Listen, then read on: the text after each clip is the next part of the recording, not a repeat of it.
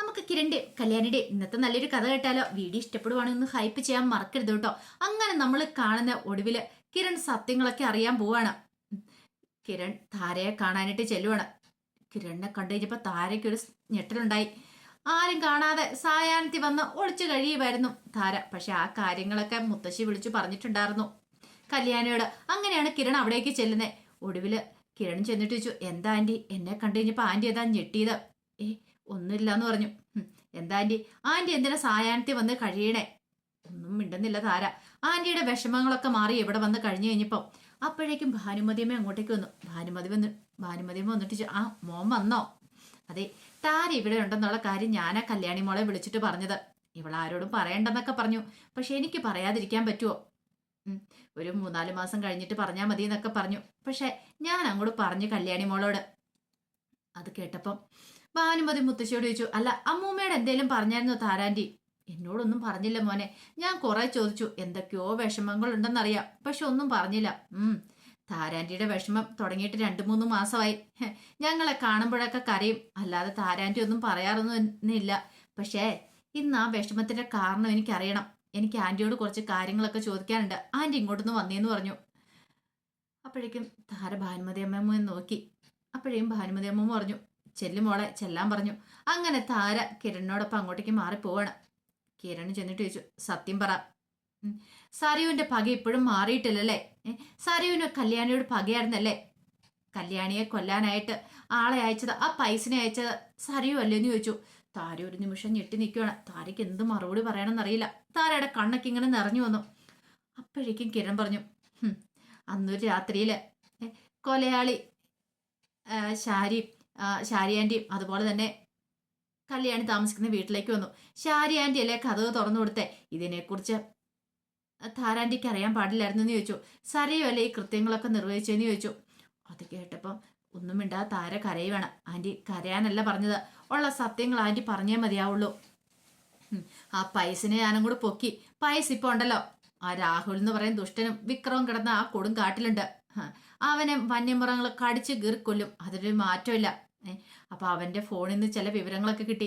സരയു അവനെ വിളിച്ചതും അവരുമായിട്ടുള്ള ചാറ്റിങ്ങും കാര്യങ്ങളൊക്കെ. അതിൽ നിന്ന് ഒരു കാര്യം മനസ്സിലായി, സരയുവാണ് ഇതിന്റെ പിന്നിൽ നിന്ന്. സരയുവിന് ഇപ്പോഴും ഒരു മാറ്റം ഉണ്ടായിട്ടിരുന്ന സത്യമല്ല ആന്റി ഞാൻ പറഞ്ഞെന്ന് ചോദിച്ചു. അപ്പോഴേക്കും കൈ കൂപ്പിക്കൊണ്ട് കരയുവാണ് താര. മനസ്സിലായി ആന്റി. ആന്റി കൂടുതലൊന്നും എന്നോട് പറയണ്ട, എനിക്കിപ്പോ ഏകദേശം കാര്യങ്ങൾ മനസ്സിലായി. എന്നാലും ആന്റി എന്നോട് ഈ ചതി ചെയ്യണ്ടായിരുന്നു.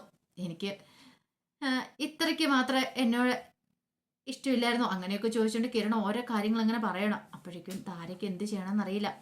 താര വല്ലാതെ നിൽക്കുന്ന സമയത്ത് കിരൺ പറഞ്ഞു, ആന്റി ഇങ്ങോട്ടേക്ക് പോകുന്നതിന്റെ കാരണം എനിക്കിപ്പം മനസ്സിലായി. കാരണം ആന്റി മോളെ പോലെ തന്നെയാണ് കല്യാണിയെ സ്നേഹിക്കുന്നത്. ആ കല്യാണിയെ സരയു കൊല്ലാനായിട്ട് ശ്രമിച്ചു കഴിഞ്ഞപ്പം ആന്റിക്ക് അത് സഹിച്ചില്ല. അതുകൊണ്ടാണ് ആന്റി ആ വീട് വിട്ട് ഇറങ്ങിയത്. അങ്ങനെയല്ലേ? ശരിയല്ലേ? സത്യമല്ലേ എന്നൊക്കെ ചോദിച്ചു. താര ഒന്നും മിണ്ടാതെ ഇങ്ങനെ നിൽക്കുകയാണ്. എനിക്കറിയാം ആന്റി, എന്നാലും ആന്റി ചെയ്ത ക്രൂരത ആന്റിക്ക് ഒരു വാക്കെങ്കിലും എന്നോട് പറയായിരുന്നു. ആന്റി നേരത്തെ ഈ കാര്യങ്ങൾ എന്നോട് പറയുമായിരുന്നെങ്കിൽ ഇത്രയും പ്രശ്നങ്ങളും കാര്യങ്ങളൊന്നും ഉണ്ടാകത്തില്ലായിരുന്നു എന്നും പറഞ്ഞുകൊണ്ട് കിരൺ അവിടുന്ന് പോകുമ്പോഴത്തേനും താര അവിടെ ഇരുന്ന് പൊട്ടിക്കരയാണ്. ഈ സമയത്ത് രതീഷും വേലും കാറിൻ്റെ അടുത്തുണ്ടായിരുന്നു. അങ്ങനെ കിരൺ അങ്ങോട്ട് ചെന്ന് കഴിഞ്ഞപ്പോഴത്തേനും രതീഷ് ചോദിച്ചു, എന്തായി കിരൺ സാറേ? അതെ, നമ്മൾ ഉദ്ദേശിച്ച പോലെ തന്നെ കാര്യങ്ങൾ. പെട്ടെന്ന് വണ്ടിയെ കയറാൻ പറഞ്ഞു. അങ്ങനെ അവര് വണ്ടിയെ കയറി അങ്ങോട്ട് പോവുകയാണ്. ഈ സമയം സരയു മനോഹറിന് ആഹാരമൊക്കെ വിളമ്പി കൊടുത്തു. അപ്പോഴേക്കും മനോഹർ പറഞ്ഞു, ഞാൻ ഇത്രയ്ക്കൊന്നും പ്രതീക്ഷിച്ചിട്ടില്ലായിരുന്നു നീ എനിക്ക് ഇങ്ങനെ ആഹാരമൊക്കെ വെച്ച് വിളമ്പി തരുമെന്ന്. അതെ, എനിക്ക് അത്രയ്ക്കൊന്നും തയ്യാറാക്കാനൊന്നും അറിയില്ല, എന്നാലും മനുവേട്ടൻ പറഞ്ഞാൽ മതി എന്ത് വെച്ച് വിളമ്പി തരണമെന്ന്, ഞാൻ ഇതൊക്കെ ചെയ്തു തന്നോളാം. എനിക്ക് ആ കാര്യത്തിലൊന്നും ഒരു ബുദ്ധിമുട്ടില്ല എന്ന് പറഞ്ഞു. ഇതൊക്കെ എൻ്റെ ഒരു ഭാഗ്യവേട്ട ഞാനിപ്പോൾ കരുതുന്നതെന്ന് പറഞ്ഞു. അങ്ങനെ മനോഹർ ആസ്വദിച്ച് ആഹാരം കഴിക്കണം. മനോഹറിന് ഒരു സംശയവും തോന്നിയില്ല സരയുവിന്റെ കാര്യത്തില്. അങ്ങനെ ആഹാരം കഴിച്ച് മനോഹർ അങ്ങോട്ട് എഴുന്നേൽക്കുമ്പോഴത്തേനും സരയു പറഞ്ഞു, ഇനിയിപ്പം നിനക്ക് ആരും ആഹാരം വെച്ചു വിളമ്പി തരാൻ പോകുന്നില്ലടാ. ഇത് നിന്റെ മരണത്തിലേക്കുള്ള പോക്ക. അവസാനത്തെ ആഹാരമാണ്, ഒടുവിലത്തെ അത്താഴമാണ് നീ കഴിച്ചേ എന്തൊക്കെ ഇങ്ങനെ മനസ്സിൽ പറഞ്ഞു. കൈ കഴുകി വന്നു കഴിഞ്ഞപ്പോഴത്തേനും മനോഹറിന് എന്തോ തല കറങ്ങുന്ന പോലെ നെഞ്ചൊക്കെ പൊട്ടുന്ന പോലെ തോന്നി. പെട്ടെന്ന് മനോഹർ പറഞ്ഞു, എന്താണെന്നറിയില്ല, നെഞ്ചിനകത്ത് വല്ലാത്തൊരു വേദന, നെഞ്ചൊക്കെ വലിഞ്ഞു മുറുകുന്ന പോലെ തോന്നുന്നുണ്ട്.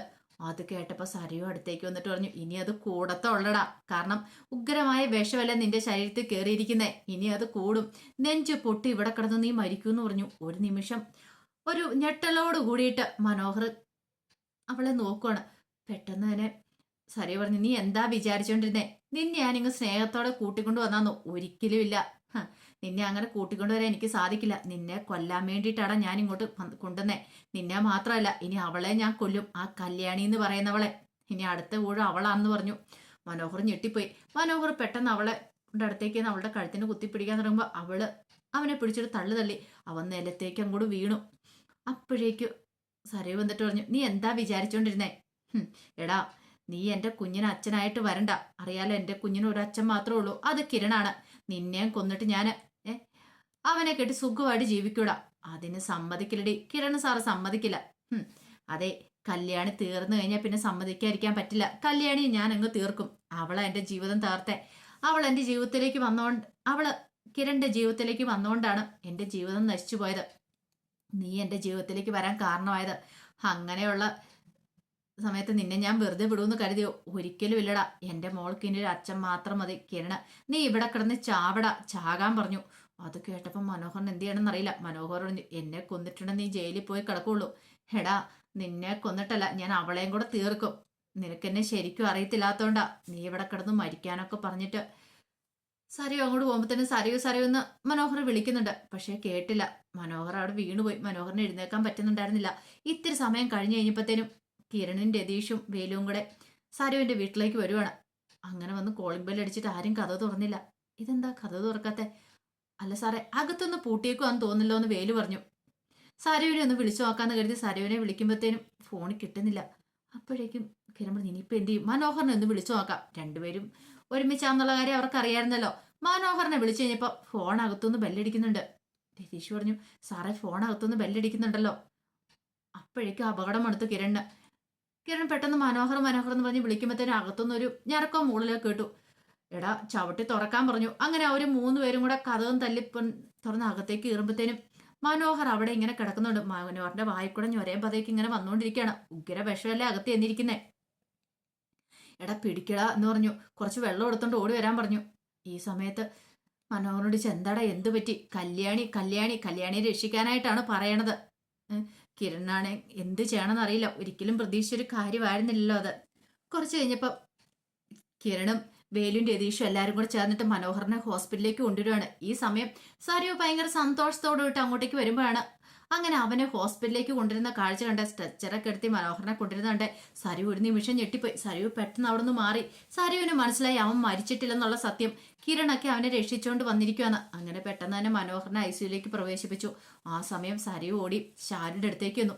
എന്നിട്ട് പറഞ്ഞു, അവൻ മരിച്ചിട്ടില്ല. ആ മനോഹർ മരിച്ചില്ലെന്നോ? അതെ, അവനെയും പൊക്കിക്കൊണ്ട് കിരണൊക്കെ വന്നിട്ടുണ്ട്.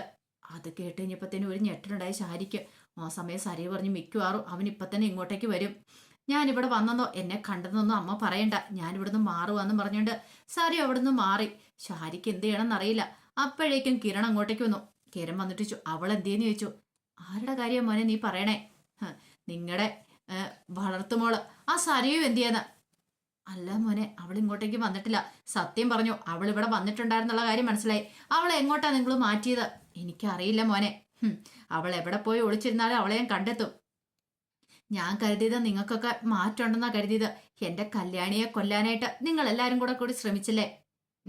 സത്യം പറ, ആ പൈസ വന്ന സമയത്ത് നിങ്ങളല്ലേ ആ കൊലയാളിക്ക് കഥ തുറന്നു കൊടുത്ത? അയ്യോ മോനെ, ഞാന് വേണ്ട കൂടുതലൊന്നും പറയണ്ടെന്നും പറഞ്ഞ് കിരൺ ചെന്നിട്ട് അവരുടെ കഴുത്തിനങ്ങോട്ട് കയറി കുത്തിപ്പിടിക്കുകയാണ്. നിങ്ങൾ ഈ നിമിഷം തീർക്കണ്ട. പക്ഷെ ഇപ്പം ഞാനത് ചെയ്യുന്നില്ല. എന്റെ ടാർജറ്റ് ഇപ്പൊ അവളാണ്, ആ സരയു എന്ന് പറയുന്നവള്. എന്തിനു വേണ്ടിയിട്ട് അവൾ ഇതൊക്കെ ചെയ്തേ? അവൾക്ക് ഞങ്ങൾ നല്ലൊരു ജോലി കൊടുത്തല്ലേ? 5 അക്ക ശമ്പളത്തിലല്ല, 6 അക്ക ശമ്പളത്തിലാണ് നല്ലൊരു ജോലി കൊടുത്തേ. അതും പോരാഞ്ഞിട്ട് ജീവിക്കാനായിട്ടുള്ള എല്ലാ വകകളും കൊടുത്തിട്ടുണ്ടായിരുന്നു. എന്നിട്ടാണ് അവൾ തിരിഞ്ഞു കൊത്തിയത്. പാവം കല്യാണി. അവൾ അന്ധമായിട്ട് സരുവിനെ വിശ്വസിച്ചു. പലരും പറഞ്ഞ നിങ്ങൾ അമ്മയെ മോളെ വിശ്വസിക്കരുതെന്ന്. പക്ഷേ എങ്കിൽ നിങ്ങൾക്കൊക്കെ മാറ്റം ഉണ്ടാകുന്ന കരുതിയിട്ടാ വിശ്വസിച്ചേ. എന്നിട്ടൊടുവില് പാല് തന്ന കൈക്ക് തന്നെ തിരിഞ്ഞു കൊത്തിയില്ലേ നിങ്ങള്? അത് കേട്ടപ്പോ ശാരി പറഞ്ഞു, മോനെ മിണ്ടരുത്, നിങ്ങള് കൂടുതലൊന്നും പറയണ്ട. ഇത്രയും പക ഉള്ളി വെച്ചോണ്ടായിരുന്നു ഇത്രയും കാലം നിങ്ങൾ കഴിഞ്ഞിരുന്നല്ലേ? ശരിക്കും പറഞ്ഞാല് ആ താരാൻറ്റി അവര് പാവമായിരുന്നു. മകളുടെ ഈ ക്രൂര കൃത്യങ്ങളൊക്കെ അറിഞ്ഞിട്ടാ അവര് അവിടെ നിന്ന് രക്ഷപ്പെട്ടു പോയിരിക്കുന്നേ. കാരണം മകളെ കൊല്ലാനായിട്ട് ചിലപ്പോ കല്യാണിയെ കൊല്ലാനായിട്ട് ചിലപ്പോ അവരോടും പറഞ്ഞു കാണുമായിരിക്കും. ഗതി കെട്ട് കഴിഞ്ഞപ്പോ അവർ ആ വീട് വിട്ട് ഇറങ്ങിപ്പോയത്. പക്ഷെ നിങ്ങളോ നിങ്ങൾ വളർത്തമ്മ, നിങ്ങൾ വളർത്തമ്മ എന്ന് പറഞ്ഞിട്ട് കാര്യമൊന്നുമില്ല. നിങ്ങളാണ് അവളുടെ മനസ്സിലേക്ക് ഈ വിഷമെല്ലാം കുത്തി നിറച്ചത്. ശരിക്കും നിങ്ങളാണ് അവളെ നേർവഴിക്ക് നയിക്കേണ്ടിയിരുന്നത്. പക്ഷെ പകരം എന്താ നിങ്ങൾ ചെയ്തത്? നിങ്ങൾ ഓരോ കാര്യങ്ങളൊക്കെ പറഞ്ഞു കൊടുത്ത് അവളെ ഇങ്ങനെ ആക്കി വിട്ടത്. വെറുതെ വിടില്ല, ഒന്നിനെ ഞാൻ വെറുതെ വിടാൻ പോകുന്നില്ല. ഇപ്പം ആ പൈസ ഉണ്ടല്ലോ, അവൻ ആ കൊടും കാട്ടി കിടക്കുന്നുണ്ട്. നിങ്ങളുടെ ഭർത്താവ് കിടന്ന അതേ സ്ഥലത്ത്. അധികം വൈകാതെ തന്നെ അവനുള്ള ശിക്ഷ കിട്ടും. അവന്റെ ഫോണിനകത്തുനിന്ന് സാരയെ വിളിച്ച കോൾസും ചാറ്റ്സും ഒക്കെ ഞങ്ങൾ കണ്ടിട്ടുണ്ടായിരുന്നു. ഒരു കാര്യം മനസ്സിലായി, അവൾ എത്ര ദുഷ്ടയാന്നുള്ള കാര്യം. ഇനി അവൾക്കൊരു ജീവിതം ഉണ്ടാകത്തില്ല. ഞാനാ പറയണേ. അവളെ ഏത് പാതാളത്തിൽ പോയി ഒളിച്ചാലും കണ്ടുപിടിക്കും. അവളുടെ വിധി ഞാൻ തീരുമാനിച്ചു കഴിഞ്ഞു. അതും പറഞ്ഞ് കിരൺ അങ്ങോട്ട് ഇറങ്ങിപ്പോയി. അപ്പോഴേക്കും സരയോ അങ്ങോട്ട് വന്നു. സരയോ വന്നു കഴിഞ്ഞപ്പോൾ ശാരി പറഞ്ഞു, മോളെ, അവൻ എല്ലാ സത്യങ്ങളും മനസ്സിലാക്കിയിട്ടുണ്ട്. അപകടമാണ്. ഞാൻ വെറുതെ ഇരിക്കില്ല അമ്മേ. കല്യാണി, അങ്ങനെ ഞാൻ അവളെ വെറുതെ വിടാൻ പോകുന്നില്ല. കല്യാണിയും കിരണും ഒന്നിച്ച് ജീവിക്കാൻ ഞാൻ സമ്മതിക്കില്ല. ഞാൻ ജീവനോടെ ഉണ്ട്, സമ്മതിക്കില്ല എന്നും പറഞ്ഞുകൊണ്ട് സരയോ അങ്ങോട്ട് ഇറങ്ങി പോകുമ്പോഴത്തേന് ശാരി നെഞ്ചത്ത് കൈവെക്കുക. എന്റെ ഭഗവാനെ, ഇനി എന്തൊക്കെ സംഭവിക്കുമെന്ന് അറിയില്ല. ഈ സമയത്ത് കിരൺ രതീഷിന്റെ അടുത്ത് എന്നിട്ട് പറഞ്ഞു, അവളിവിടെ ഇല്ല, അവളെ കണ്ടിട്ടില്ല, അവളെ എങ്ങോട്ട് പോയെന്നറിയില്ല. ഞാൻ അപ്പോഴേ പറഞ്ഞല്ലേ കിരൺ സാറേ, അവളെ കണ്ണടച്ച് വിശ്വസിക്കരുതെന്ന് അന്നേ പറഞ്ഞല്ലേ. എന്നാലും അവൾ എങ്ങോട്ടായിരിക്കും പോയിട്ടുണ്ടായിരിക്കുക. രതീഷ് പറഞ്ഞു, ഒരു പക്ഷേങ്കില് കല്യാണിയെ കാണാൻ പോയി കാണുമോ? അവസാനം മനോഹർ പറഞ്ഞു കേട്ടോ, കല്യാണി സൂക്ഷിക്കണമെന്ന്, കല്യാണിക്ക് അപകടം ഉണ്ടാവുമെന്ന് അതിനർത്ഥം. അത് കേട്ടതും മനസ്സിലായി കിരണ്. ചിലപ്പോൾ മിക്കവാറും അവൾ അങ്ങോട്ടേക്കായിരിക്കും പോയിട്ടുണ്ടായിരിക്കുക, കല്യാണി ഇല്ലാതാക്കാനായിട്ട്. വാടാന്നും പറഞ്ഞിട്ട് പെട്ടെന്ന് തന്നെ അവരവിടുന്ന് പോവുകയാണ്. അപ്പം അതിൻ്റെ കഥകളൊക്കെയാണ് നമ്മളിന്ന് കാണുന്നത്. ഇതിൻ്റെ ബാക്കി വിശേഷങ്ങളുമായിട്ട് വൈകുന്നേരത്തെ പ്രമോയി വരാട്ടോ. ഒരിക്കൽ കൂടി എല്ലാവർക്കും ശുഭദിനം നേർന്നുകൊണ്ട് നിർത്തുന്നു. നന്ദി.